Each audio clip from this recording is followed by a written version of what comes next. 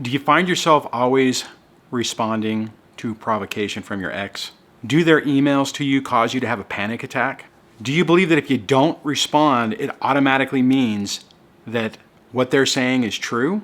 If you answered yes to any of these questions, then this video is for you.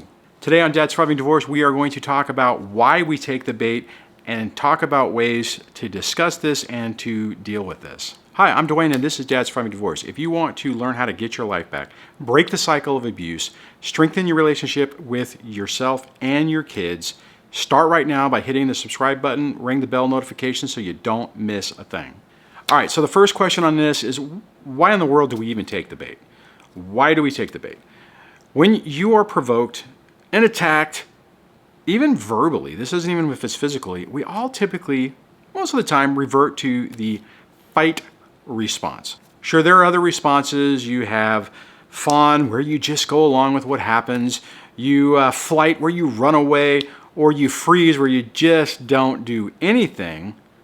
But typically in these situations, you want to fight, you want to defend yourself, you want to defend your reputation. So as we continue on this, I would love to hear what your default response is. Is it one of those four? Do you fight? Do you fawn? Do you freeze? What exactly do you do? And how has it helped you? Has it worked for you? Is it causing you problems? How is it working out for you? So first, let's discuss the reasons why we take the bait. In my mind, there's three main reasons why we default to taking that bait and fighting back. And the first thing is you feel like everybody is judging you. And you think that everything that your ex is saying is going to be believed. So if you don't fight back, then everyone is going to believe what is being said. And finally, the realistic thing is that we just are sick of it and you want to flash out. You're sick of the crap. You're sick of dealing with it. You're sick of these stupid little games and you want to show or prove that your ex is wrong. So the reality of this with your ex is your ex wants and needs chaos. They want conflict. They need our responses and our reactions. It's part of what makes them who they are. And this response, when we respond to every little attack, it gives them power, and in their mind, it justifies everything that they're trying to say, everything that they're saying about you. The fundamental reality, though, is that this never really turns out the way we expect when we fight. Okay, one little note I want to make. I'm talking about when this is through email or text. I'm not talking about if they're doing something to where they're violating a court order or they're minimizing your visitation or something that you really do have to fight with. And even then, fighting with them isn't the issue. You need to go to court and you need to do it this way. I'm primarily talking about whenever you're having this interaction with them where you're feeling like you need to just fight with them. Okay, so then the thing rolls into is, how do you not respond? What is the course of action that you do to not take this bait? And the first thing you have to realize is really what's going on. You have to understand that responding to every little thing they attack you on in those 3 to 5 page emails that just go on and on and on does not have to be answered. Okay, so let me say that again, just so to be clear. Every attack does not have to be answered. It doesn't have to be responded to. And the next thing on this is to really think about, what do you really need to respond to? What is in there that really requires a response? So the reality is most everything that is said in those emails and even in those texts is pointless. You really have to look at it and ask yourself the question, is there anything really worth responding to? I mean, think about that for a moment. When you look at it and what exactly is really in there. So look for the questions. Look to see, are they actually asking anything? Are they talking about little Johnny's doctor's appointment or something to where, if there's a long diatribe of how you're a piece of crap parent and you don't share medical appointments, and that's basically what this 6-page or 7-page or whatever email is and communication is saying, then that is what you respond to. You don't respond to every point about why they're wrong and everything, because it's pointless. It doesn't accomplish anything. It drags you into their mess, and it's never going to amount to anything. So like I said, look for what the question is. If, like back what I was just mentioning, if it's Johnny's doctor's appointment, then just respond to that. Johnny's doctor's appointment is on Thursday at 10 o'clock at Dr. Smith's office. And that's it. That's it. That's all you do. You ignore everything else. So I get this, and I get it that you are going to feel that urge, I know I certainly did, to explain to them why they are not co-parenting, why everything they're doing is not putting the interests of the kids ahead of anything. The reality is, these type of responses accomplish nothing. I know I've said that a minute ago, but it bears repeating. They are not going to change, and anything you do to try to point out where they're wrong is going to accomplish nothing other than frustrate you and give them supply. That's it.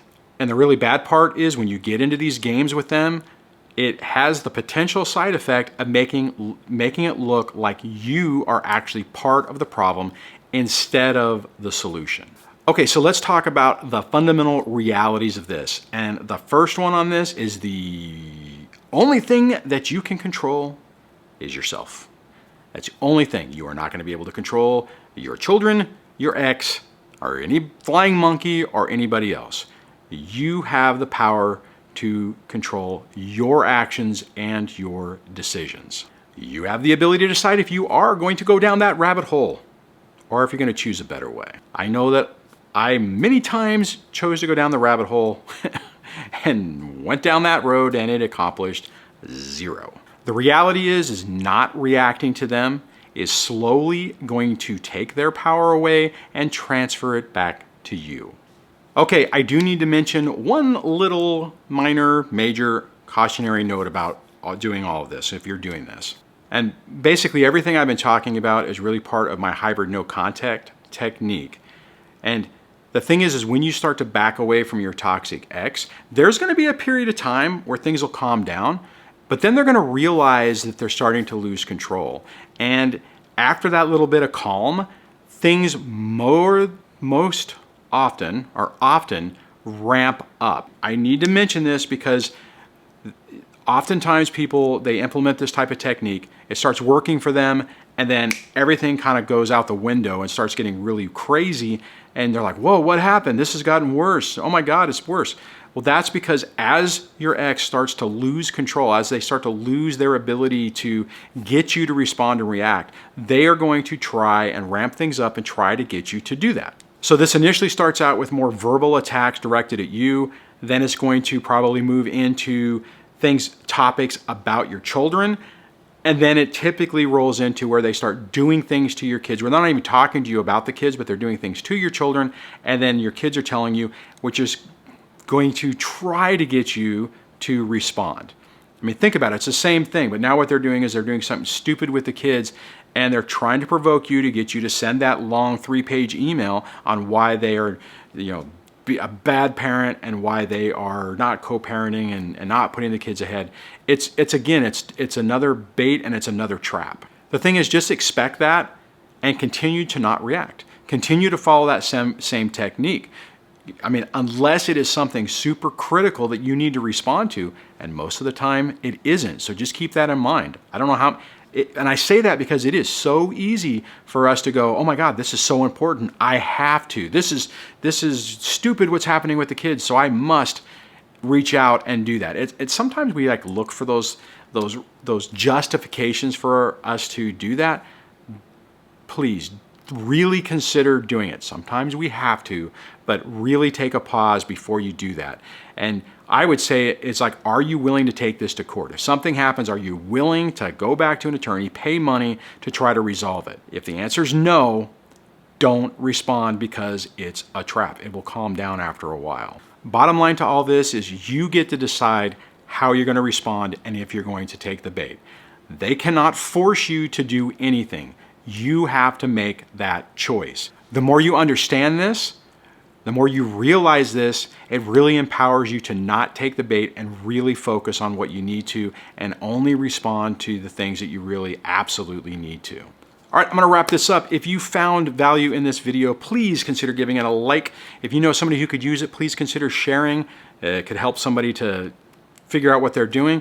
You actually have more power than you think. And every day you realize that, your ex loses just a tiny little bit more power over you. If you haven't done so already, please hit the subscribe button, ring the bell notification so you don't miss a thing. And I will chat with you on the next video. Take care.